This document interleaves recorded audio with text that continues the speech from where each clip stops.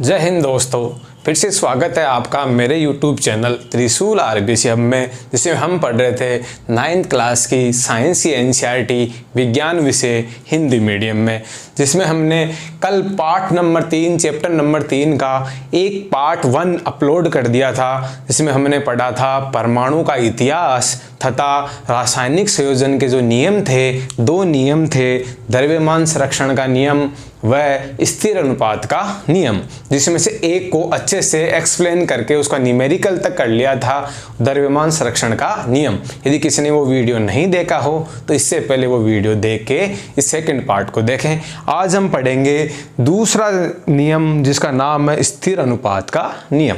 तो आ जाइए पहले बोर्ड पे, एक बार मैंने इसको पहले लिख दिया है, पहले इसको देखते हैं फिर इसको समझते हैं क्या कहना चाहता है ये।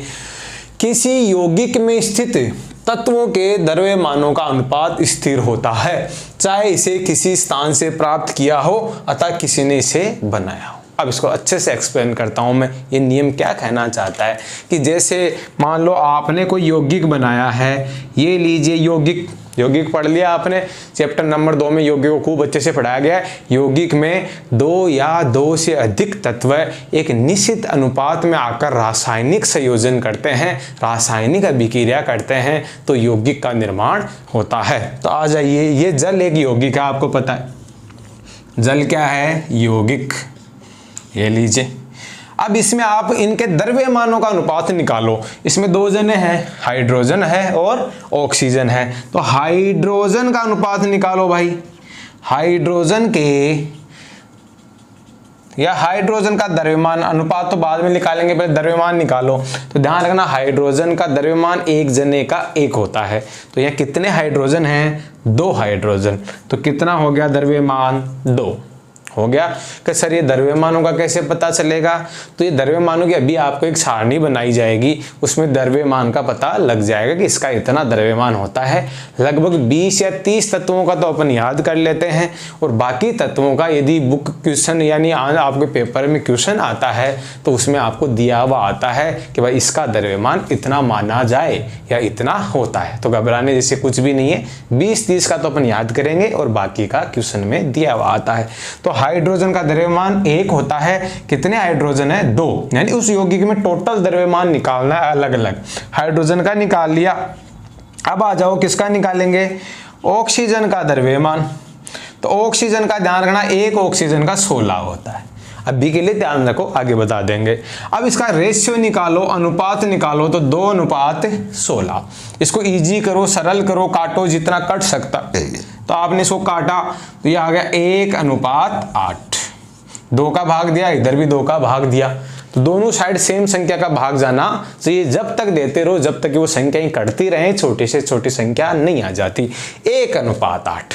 तो ध्यान रखना, अब ये रेशियो है, ये पानी में यही रहने वाला है। भले आपने पानी किसी नदी से लिया हो, भले किसी समुद्र से लिया हो, आपने लैब में बनाया हो, मैंने बनाया हो, आपने बनाया हो, कोई भी व्यक्ति यदि यौगिक पानी बनाता है, कहीं से लाता है, तो उस यौगिक में, उस पानी में हाइड्रोजन और ऑक्सीजन के जो द्रव्यमान है उनका रेशियो 1:8 ही मिलने वाला है। कहीं भी ये अनुपात बिगड़ेगा नहीं, 1:10 नहीं होगा, 2:20 नहीं होगा, ऐसा कभी नहीं होने वाला। अर्थात अब दोबारा से पढ़ो इस नियम को, तो लिखना आ जाएगा, किसी यौगिक में, यानी यौगिक में लागू होता है स्थित तत्वों के द्रव्यमानों का अनुपात, उसमें जो तत्व स्थित हैं उनके द्रव्यमानों का अनुपात स्थिर होता है। स्थिर मतलब सेम मिलने वाला है, चाहे इसे किसी स्थान से प्राप्त किया गया हो, कहीं से भी लाए हो आप, अथवा किसी ने इसे बनाया हो। मान लो किसी अभिक्रिया में, लैब में बन गया पानी, तो भी उसमें अनुपात क्या मिलने वाला है? 1:8। अब एक बार में पढ़ोगे तो बिल्कुल समझ में आ जाएगा। किसी यौगिक में स्थित तत्वों के द्रव्यमानों का जो अनुपात है वो स्थिर होता है, चाहे इसे किसी स्थान से प्राप्त किया गया हो अथवा किसी ने बनाया हो। तो ये नियम लिख के आओगे तो पूरे नंबर मिलेंगे आपको। इस नियम को कहते हैं स्थिर अनुपात का नियम। और इसमें 2 एग्जाम्पल अपन सिस्टमेटिक लिख लेते हैं। एक बार में ये ऊपर वाला नियम लिख लीजिए आप, नीचे उदाहरण दोबारा से लिख देता हूं मैं। ये नियम नोट डाउन कर लीजिए। अब उदाहरण पे आ जाइए। उदाहरण जल H2O, तो इसमें रेशियो निकालेंगे। तो रेशियो लिखेंगे पहले, जल में हाइड्रोजन का द्रव्यमान, हाइड्रोजन का कुल द्रव्यमान कितना होगा बताओ? हाइड्रोजन का 2 होगा। जल में ऑक्सीजन का कुल द्रव्यमान, ऑक्सीजन का कुल द्रव्यमान कितना हो जाएगा? 16। अनुपात बताओ? 2:16, और काट के लिखा है इसको तो 1:8। या आपसे अनुपात निकलवा सकते हैं भाई, है ना। तो MCQs भी आ सकते हैं, कुछ भी आ सकता है। तो एक उदाहरण याद हो गया, उतारिए इसको, फिर दूसरा और लिखाते हैं। अगला एग्जाम्पल आप भी साथ साथ थोड़ा सा आइडिया लगाओगे। Carbon dioxide, carbon dioxide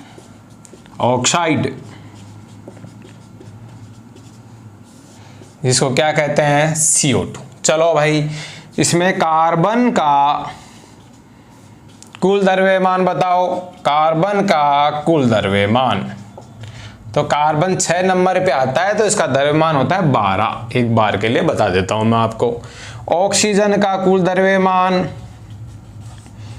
oxygen का कुल द्रव्यमान कितना आ जाएगा? एक ऑक्सीजन का 16 होता है द्रव्यमान, अभी बताया पीछे। यहाँ ऑक्सीजन भी कितने हैं रे? 2, तो 16 और 16 कितने हो गया? 32। अब रेशियो निकालो, 12:32, 12:32। इसको तब तक काटो जब तक कि सबसे छोटी संख्याओं में नहीं आ जाता। तो 2 का भाग दे दो, 2 का भाग दिया तो यहाँ आया 6, यहाँ आया 16। ठीक है, फिर से और काटो, 2 का भाग दिया तो 3 आया, और 16 में 2 का भाग दिया 8। अब इससे ज्यादा कट रहा है क्या? नहीं कट रहा। इधर 3 का भाग जाएगा लेकिन इधर नहीं जाएगा, इधर 2 का जा रहा है लेकिन इधर नहीं जा रहा, यानी इससे छोटी संख्या में ये नहीं बढ़ सकता। तो यही आपका रेशियो हो गया, यही आपका अनुपात हो गया। तो क्वेश्चन आए कभी आपको कि कार्बन डाइऑक्साइड में जो तत्व है उनका अनुपात कितना होता है? तो 3:8। ये 3 तो किसका है? शुरू वाले यानी कार्बन का, और 8 किसका है? ऑक्सीजन का। ये सीक्वेंस भी याद रखना, पहले कौन है उसका पहला होता है, दूसरा कौन है उसका दूसरा। 3 जने भी हो सकते हैं, ये बाद में पढ़ेंगे। तो 3:8। तो 2 उदाहरण कंप्लीट हो गए, एक पानी और एक CO2। एक एग्जांपल और NCERT में NH3 यानी अमोनिया, वो भी हम लिख लेते हैं।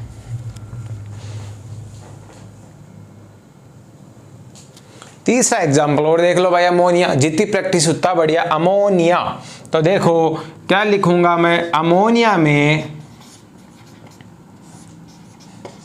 नाइट्रोजन का कुल द्रव्यमान, नाइट्रोजन का कुल द्रव्यमान 7 नंबर पे नाइट्रोजन आता है, इसका होता है 14। ठीक है, याद हो जाएगा भाई। ये सीक्वेंस याद हो जाएंगे तो इनके द्रव्यमान भी याद हो जाएंगे। अमोनिया में हाइड्रोजन का द्रव्यमान, हाइड्रोजन का बहुत इजी है। हाइड्रोजन का 1 होता है, 3 हाइड्रोजन है, जोड़ के लिखना है। कुल द्रव्यमान लिखते हैं, कुल यहां मैंने कुल लिखा नहीं, ये लीजिए कुल। तो 3, तो रेशियो बताओ? तो 14:3। अब क्या कट रहा है आगे? 3 का भाग ना इधर जा रहा है, इधर नहीं जा रहा, 2 का भी नहीं जा रहा, तो इससे इजी रेशियो ही नहीं है। तो यही हो जाएगा 14:3। यही हो गया आंसर। एग्जाम में उल्टा भी पूछ सकता है अमोनिया में हाइड्रोजन व नाइट्रोजन के द्रव्यमानों का क्या अनुपात होगा? तो पहले क्वेश्चन को ध्यान से देखना, वहां पहले क्या बोला है उसका रेशियो पहले लिखा जाता है। यहाँ अपन रेशियो सीक्वेंस से निकाल रहे हैं, यहाँ नाइट्रोजन और हाइड्रोजन का रेशियो है, वहां उल्टा आ जाएगा हाइड्रोजन और नाइट्रोजन का। तो कितने उत्तर आएंगे? 3:14। तो ये ध्यान रखने वाली बात है। वो क्या बोलता है प्रश्न को ध्यान से सुनना है। इस हिसाब से आपके दोनों नियम हैं वो कंप्लीट हो चुके हैं। अब देखो इसी नियम को जो आपके साइंटिस्ट थे प्राउस्ट, उन्होंने इसको बोल के अपने शब्दों में भी बताया था। तो आपके क्वेश्चन आ सकता है कि प्राउस्ट के अनुसार आपका जो दूसरा नियम है कौन सा, स्थिर अनुपात का नियम, तो उनका कथन लिखिए आप। तो ऐसे ही वर्ड बोले थे उन्होंने, बस उनका सेम टू सेम अपन लिख लेते हैं कि उन्होंने स्थिर अनुपात के नियम को किस हिसाब से बोला था। तो स्टार लगा के नोट लगा लो और लिख लो प्राउस्ट के अनुसार स्थिर अनुपात का नियम।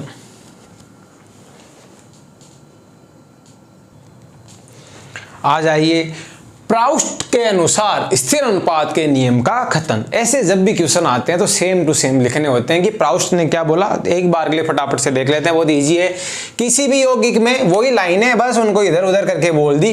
किसी भी यौगिक में तत्व होते हैं वो सदैव एक निश्चित द्रव्यमानों के अनुपात में विद्यमान होते हैं। बहुत ईजी है, पहले वाले से भी ईजी है। किसी भी यौगिक में तत्व सदैव एक निश्चित द्रव्यमानों के अनुपात में विद्यमान होते हैं। ये बात किन्होंने बोली? प्राउस्ट ने बोली। ऐसी कैसी आपको याद होनी चाहिए। अब अपन करते हैं एनसीईआरटी का क्वेश्चन, इससे रिलेटेड न्यूमेरिकल।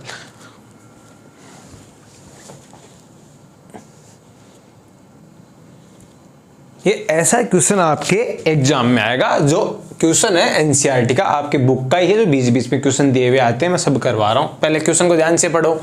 हाइड्रोजन व ऑक्सीजन द्रव्यमानों के अनुसार 1:8 के अनुपात में संयोग करके जल निर्मित करते हैं। इसने बता दिया कि भाई हाइड्रोजन और ऑक्सीजन है वो 1:8 में मिलेंगे तो जल का निर्माण होगा। इसने खुद ने बताया। आपको बोला है 3 ग्राम हाइड्रोजन गैस के साथ पूर्ण रूप से संयोग करने के लिए कितने ग्राम ऑक्सीजन की आवश्यकता होगी है। ये बोला कि मैंने हाइड्रोजन है वो 3 ग्राम लिया है, तो बताओ उसकी अभिक्रिया करवानी है तो कितने ग्राम ऑक्सीजन ले लूं कि 3 ग्राम हाइड्रोजन मेरा काम हो जावे। तो बहुत ही ईजी है क्वेश्चन। पहले इसको लिखते हैं। तो आपको हाइड्रोजन अनुपात ऑक्सीजन कितना दिया है वो लिख लो पहले। तो कितना? 1:8 दिया है। इसका अर्थ समझो कि 1 ग्राम यदि हाइड्रोजन लूं मैं तो मेरे को उसे अभिक्रिया करवाने के लिए 8 ग्राम ऑक्सीजन चाहिए। इस रेशियो का मतलब सीधा सीधा यही होता है कि 1 ग्राम हाइड्रोजन है और 8 ग्राम ऑक्सीजन है तो ही वो एक दूसरे के साथ अभिक्रिया करेंगे और जल बनाएंगे। यानी 1 ग्राम हाइड्रोजन के लिए 8 ग्राम ऑक्सीजन चाहिए भाई। तो बहुत ही ईजी है। आपको हाइड्रोजन का कितना द्रव्यमान दिया है? हाइड्रोजन का द्रव्यमान कितना दिया है? 3 ग्राम। कितने ग्राम? 3 ग्राम। इसका मतलब इसका 3 गुना लिया है कि नहीं लिया? 1 चाहिए और लिया कितना है? 3 गुना। तो मतलब कुछ ऐसा है कि नहीं है? 3।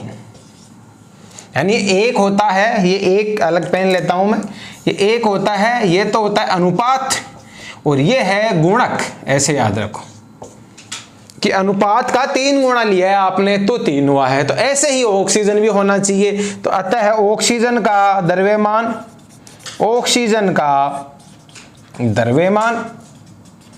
हमें पता नहीं, लेकिन आपको पता है इसका अनुपात तो कितना है? 8। और ये 3 गुना लिया है हाइड्रोजन, तो ऑक्सीजन भी कितना गुना लेना पड़ेगा? 3 गुना। यानी ध्यान रखना ये जो गुणक होता है ना वो अनुपात से गुणा हो जाता है। तो अपन यहाँ पे 3 गुना लेंगे तो 8 3 कितने हो गए? 24 ग्राम। और यही तुम्हारा क्या हो गया? आंसर। वैसे भी देख लो 1 ग्राम हाइड्रोजन से अभिक्रिया करना है तो 8 ग्राम चाहिए, फिर 2 ग्राम चाहिए तो ये 16 चाहिए, और ये 3 है तो ये 24 चाहिए कि नहीं चाहिए। तो आप तो ऐसा करो, देख लिया करो इसको कितना गुणा किया गया है। तो इसको 3 गुणा किया गया है तो ऑक्सीजन वाले अनुपात को भी किससे गुणा कर दो? सेम गुणा से। कि इधर जितना गुणा हुआ तो इधर 3 गुणा हुआ, इधर 3 गुणा हुआ तो इधर भी कितना गुणा करना पड़ेगा? 3 गुणा। 8 नहीं, सॉरी 8 तो है, इसका 3 गुणा। तो ये जो गुणक है, ये गुणक है वो सेम होना चाहिए। तो पता चल गया होगा। अच्छा न्यूमेरिकल है, आपके एनसीईआरटी का है, आ सकता है आपके। इसके साथ आपके स्थिर अनुपात का नियम है वो आपके अच्छे से खत्म हो गया है।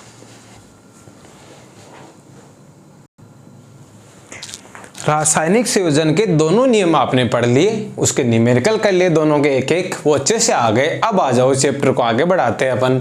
अब आ जाओ जो कि ज़्यादा रटने वाला जैसा है, डाल्टन का परमाणु सिद्धांत। डाल्टन ने अपना एक परमाणु का, यानी जो भी परमाणु का नॉलेज था उनको एक जगह करके एक सिद्धांत दे दिया, तो एग्जाम में सीधे सीधे आएगा डाल्टन के परमाणु सिद्धांत के महत्वपूर्ण बिंदु लिखिए या डाल्टन का परमाणु सिद्धांत लिखिए। तो 2 या 3 नंबर तक भी आता है, तो उसको ध्यान से देखोगे तो मैंने पॉइंट्स पहले लिख दिए हैं और इनको अब आसानी से अपन एक एक को पढ़ लेते हैं, ज़्यादा हार्ड नहीं है। तो आ जाइए, इस सिद्धांत के मुख्य बिंदु निम्न है। इन्होंने क्या क्या बोला, पहला आ जाइए, सभी पदार्थ परमाणुओं से निर्मित होते हैं। बहुत ईजी है, सारे पदार्थ बेसिक किससे बनते हैं, परमाणु से, जो कि रासायनिक अभिक्रिया में भाग लेते हैं। यानी पदार्थ के जो परमाणु होते हैं वो ही रासायनिक संयोजन में अभिक्रिया में भाग लेते हैं। जैसे एक तरफ से हाइड्रोजन आया, एक तरफ से ऑक्सीजन आया, तो उन्होंने मिलकर रासायनिक संयोजन में भाग लेते हैं। दूसरा आ जाओ, परमाणु अविभाज्य सूक्ष्मतम कण होते हैं। ये लाइन पहले भी आ चुकी कि आप विभाजित करते जाओगे अंततः आपको सबसे सूक्ष्म रूप से कौन मिलेगा, परमाणु। तो डाल्टन ने ये बात बोल दी, परमाणु अविभाज्य सूक्ष्मतम कण होते हैं जो रासायनिक अभिक्रिया में न तो सर्जित होते हैं न ही इनका विनाश होता है। मतलब ये परमाणु है वो रासायनिक अभिक्रिया में नष्ट नहीं होंगे, ध्यान रखना, संयोजन करेंगे पर नष्ट नहीं होंगे, ना ही कोई नए परमाणु बनेंगे, ये डाल्टन ने कहा है। ओके। तीसरा, किसी तत्व के सभी परमाणुओं का द्रव्यमान एवं रासायनिक गुणधर्म समान होते हैं। इस लाइन को ध्यान से पढ़ो, किसी तत्व की बात हो रही है। जैसे आपने हाइड्रोजन से भरी हुई एक बाल्टी ली, तो उसमें सभी हाइड्रोजन होंगे ना, सारे हाइड्रोजन वो परमाणु हैं, वो सभी हाइड्रोजन के गुण सेम होने वाले हैं, उनका वजन भी, जैसे हाइड्रोजन का वजन कितना होता है 1, तो उस बाल्टी में से कोई सा भी हाइड्रोजन निकाल के देख लो आप, सारे हाइड्रोजन का द्रव्यमान एक ही रहने वाला है, सब एक जैसे दिखेंगे, सबके रासायनिक गुणधर्म भी एक जैसे होंगे। यानी कोई भी तत्व होगा उसके सभी परमाणु गुण में, भौतिक गुण, रासायनिक गुणों में एक जैसे होते हैं। तो ध्यान से पढ़ो, किसी तत्व के सभी परमाणुओं का द्रव्यमान और रासायनिक गुणधर्म क्या होते हैं, समान होते हैं। चौथा आ जाओ, भिन्न भिन्न तत्वों के परमाणु। अब की बार आपने एक बाल्टी ऑक्सीजन की ली है, एक बाल्टी हाइड्रोजन की, उनके निकाल के देखोगे तो उन दोनों के गुण कहीं मैच नहीं खाएंगे, बहुत अलग अलग होते हैं। हाइड्रोजन का द्रव्यमान तो 1 होता है, ऑक्सीजन का द्रव्यमान 16 होता है, साइज भी अलग होती है, उनमें न्यूट्रॉन, प्रोटॉन, इलेक्ट्रॉनों की संख्याएं भी अलग होती है, अतः उनके द्रव्यमान भी अलग होते हैं और उनके रासायनिक गुणधर्म भी अलग होते हैं। तो भिन्न भिन्न तत्व लोगे आप, तो भिन्न भिन्न तत्वों के जो परमाणु होते हैं उनके रासायनिक गुण भी अलग होते हैं, भौतिक गुण भी अलग होते हैं। तो भिन्न भिन्न तत्वों के परमाणुओं के द्रव्यमान एवं रासायनिक गुणधर्म भिन्न होते हैं, ये आपको सबको पता है। फिर 5 नंबर आ जाओ, भिन्न भिन्न तत्वों के परमाणु। अब भिन्न भिन्न तत्वों के परमाणु आपस में संयोजन कर लेंगे और एक निश्चित अनुपात होता है जो आपको स्थिर अनुपात के नियम में बता दिया। वो निश्चित अनुपात देखो, परस्पर छोटी पूर्ण संख्या होती है। इस थोड़े से देखो चीजों को, पूर्ण संख्या का मतलब होता है 1 2 3 4 5 6 7 8 ऐसे, कहीं बीच में 1.5, 1.25, 3, 3.25 वगैरह ऐसे नहीं मिले, यानी पॉइंट्स में अनुपात नहीं मिलेगा आपको, पूर्ण संख्या में अनुपात मिलेगा। अभी आपने निकाल के देखे कई सारे अनुपात, 1:8 आया था, 3:14 आया था, ऐसी चीजें आ रही हैं आपके। तो ये ध्यान देने वाली बात है कि ये पूर्ण संख्या में होंगे। में संयोग कर यौगिक बनाते हैं स्थिर अनुपात का नियम, तो इसको कोष्टक में क्या लिख दिया, स्थिर अनुपात का नियम। अर्थात डाल्टन ने जो परमाणु सिद्धांत दिया था ना, वो ये जो दोनों नियम थे ना उनको सिद्ध भी करता है। अर्थात मैं आगे 1-2 लाइनें और लिखूंगा, कितनी लाइनें होगी, 5, 2 लाइनें और लिखूंगा कि एक तो डाल्टन का जो नियम था वो जो परमाणु के संयोजन, रासायनिक संयोजन के नियम थे उन पे आधारित है, बिल्कुल आधारित है। तो इनको नोट कीजिए आप, 1-2 लाइन और लिखते हैं।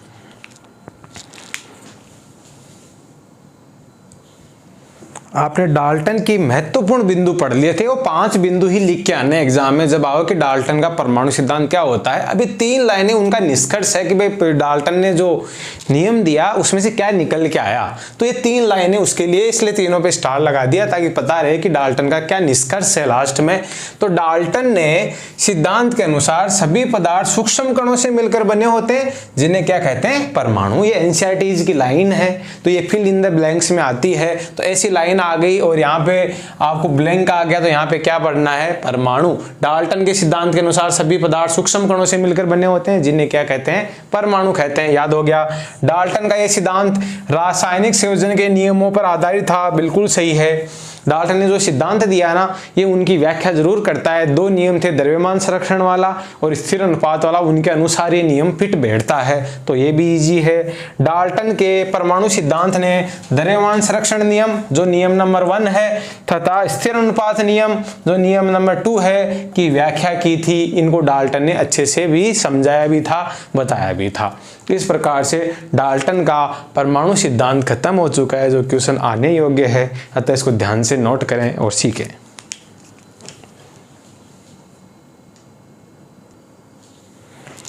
अब ये डाल्टन ने परमाणु सिद्धांत देने के बाद में उन्होंने कुछ तत्वों के प्रतीक भी दे दिए, तो वो भी आपको याद करने हैं। लेकिन ये प्रतीक अब आजकल प्रयोग में नहीं लाए जाते, क्योंकि प्रतीक याद रखने में ज़्यादा कठिन है और ये इनको डायग्राम की तरह बनाना पड़ता है, आजकल ये यूज़ नहीं आते हैं। बट सिलेबस में है कि डाल्टन ने जिन जिन तत्वों के प्रतीक दिए उनको उन्होंने क्या कैसे देखे गए थे, तो वो हमें डायग्राम से 2 बार रफ कॉपी में बनाओगे तो याद हो जाएंगे। देखो हाइड्रोजन का उन्होंने ऐसे बना के गए, हाइड्रोजन का ये देख लो डायग्राम में, एक बस सर्किल बनाया और अंदर एक बिंदु लगा दिया। कार्बन को बनाने के लिए सर्किल बनाया और पूरे को क्या कर दिया, बोल्ड कर दिया, डार्क कर दिया, तो ये कौन हो गया, कार्बन। ऑक्सीजन में कुछ नहीं किया, ओनली एक सर्किल बना दिया, ऑक्सीजन बन गया। फास्फोरस में देखो मर्सिडीज जैसा चिन्ह बना दिया, मर्सिडीज की गाड़ी पे चिन्ह आता है तो मर्सिडीज की तरह फास्फोरस का बना दिया। फिर सल्फर का देख लो, बिल्कुल ही 2 लाइनों को क्रॉस करके किसका बना दिया, सल्फर का। सर्किल बना के आई जैसा कुछ लिख दिया, आयरन हो गया। कॉपर में सी लिख दिया, सीसा में एल, लेड बोलते हैं तो एल लिख दिया, और प्लेटिनम में पी लिख दिया, तो इनमें ऐसे लिख दिया। तो बहुत ही ज़्यादा कन्फ्यूजिंग है, इसीलिए इनको आजकल यूज नहीं किया जा सकता। फिर आ गया सिल्वर में एस लिख दिया, सोना में सोना यानी गोल्ड को देखो कैसा डिजाइन बनाया है, जी बना के उनके सर्किल से कुछ ऐसे रेज बाहर निकाल दी हैं। प्लेटिनम में पी लिख दिया, पारा में सिर्फ रेज बाहर निकाल दी। तो ये थोड़ी कन्फ्यूजिंग ज़्यादा है, आजकल यूज नहीं करे जा सकते हैं, फिर मैं कह रहा हूँ, लेकिन फिर भी आपको याद करने हैं, क्योंकि ओनली 12 सिंबल है, याद हो जाएंगे 2 बार बना के। तो ये क्या है, डाल्टन द्वारा तत्वों के प्रतीक दिए गए थे, वो हैं। तो फिर आजकल क्या यूज किया जाता है, तो आजकल पूरे देशों ने यानी पूरे अंतर्राष्ट्रीय संस्था बना रखी है सभी देशों ने मिलके, जिसको IUPAC कहते हैं। वो ही केमिस्ट्री के रूल रेगुलेशन बनाता है, किसी तत्व को किस नाम से बोला जाएगा, किसी तत्व को कैसे लिखा जाएगा, उसका प्रतीक क्या होगा, तो वो ही डिसाइड, वो संस्था डिसाइड करती है। तो अपन मॉडर्न वाले पढ़ेंगे अब इसके डाल्टन के बाद में, IUPAC द्वारा दिए गए, और वहीं अपन द्रव्यमान भी याद कर लेंगे, उनके प्रतीक भी याद कर लेंगे। तो शुरुआती 30 तत्व मैं आपको याद करवा दूंगा, वो बहुत होते हैं, 12 तक भी काम आते रहेंगे 30 तत्व, पहले ये आप नोट कीजिए। अब आगे आ जाइए, IUPAC द्वारा तत्वों के प्रतीक बहुत ही इंपॉर्टेंट है, ये अच्छे से पढ़ेंगे। IUPAC द्वारा, ये IUPAC उस संस्था का नाम है, ध्यान से सुनो। IUPAC एक अंतर्राष्ट्रीय वैज्ञानिक संस्था, एक एक लाइन को याद करना है, अंतर्राष्ट्रीय वैज्ञानिक संस्था, यानी अपने देश की नहीं है, पूरे विश्व ने मिला के बना रखी है, सब ने मिला के, तो अंतर्राष्ट्रीय वैज्ञानिक संस्था है, जिसमें वैज्ञानिकों का पैनल बैठता है, जो क्या काम करता है भाई, ध्यान देना, जो भी तत्व होते हैं उनके नाम, प्रतीक और मात्रक आदि वगैरह डिसाइड करता है और उनको स्वीकृति प्रदान करता है कि भाई ये तत्व इस नाम से जाना जाएगा, इसका प्रतीक ये होगा, ताकि पूरे वर्ल्ड वाइड में उसका एक ही नाम हो। अब हाइड्रोजन है, US ब्रिटेन कहीं भी जाओ हाइड्रोजन नाम ही मिलने वाला है, क्योंकि डिसाइड कर रखा है IUPAC ने। अब ये क्वेश्चन तो नहीं आने लायक है, लेकिन अगला देखो आप, IUPAC का पूरा नाम, सीधा सीधा क्वेश्चन आता है 9th क्लास में, क्या हर जगह आता ही रहता है क्वेश्चन। तो देखो इसका हिंदी में और इंग्लिश में दोनों में नाम लिखा है मैंने, जो याद हो वो कर लो, सेम नंबर मिलने वाले हैं। अंतर्राष्ट्रीय शुद्ध एवं अनुप्रयुक्त रसायन विज्ञान संघ, याद करना पड़ेगा, कोई उपाय नहीं है।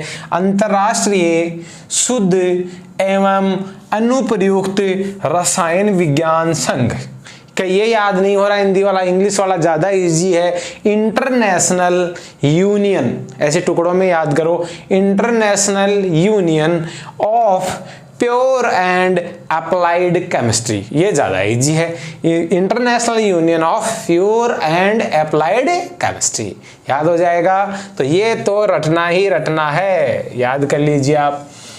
ये 2 क्वेश्चन लिखने के बाद मैं लिखता हूं उन तत्वों के नाम और उनके प्रतीक, एक सारणी बनाते हैं बढ़िया सी, जो अपन इसको याद करेंगे।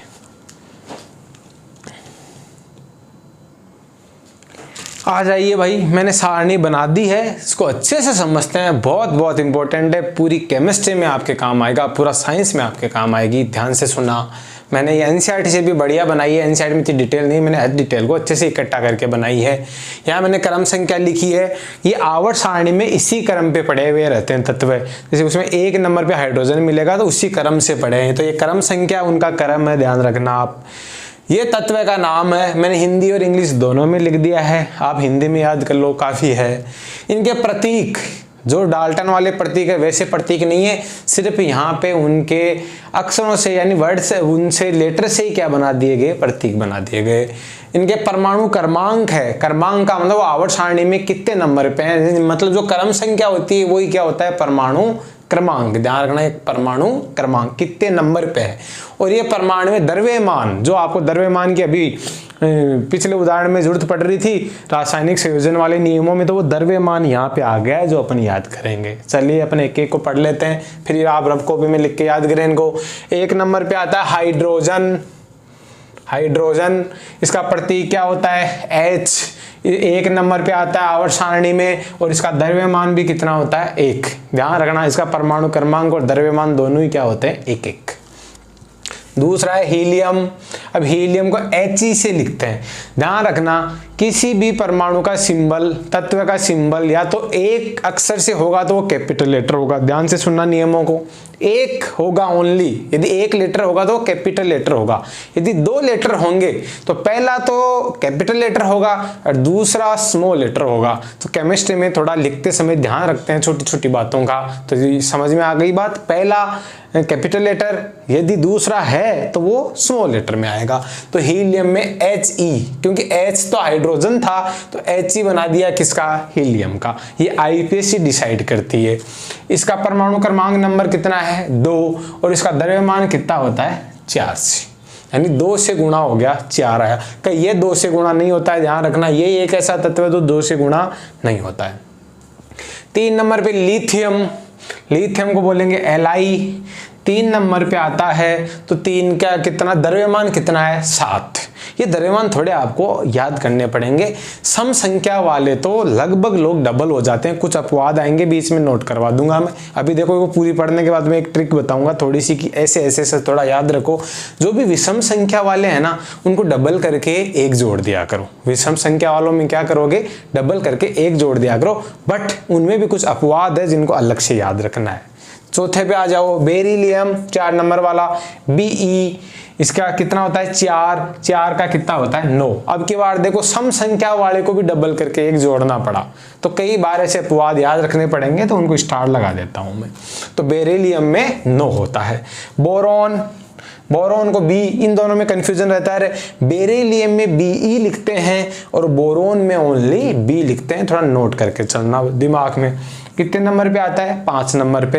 तो इसका कितना होता है, ये विषम संख्या है तो 5 2 10, 10 में 1 जोड़ दो 11। इसमें नियम फॉलो हो जाता है। जिन पे नियम फॉलो नहीं होते उनको मैं थोड़ा रेड कर देता हूँ, इधर रेड कर देता हूँ, ये लो दोनों साइड रेड कर देता हूँ।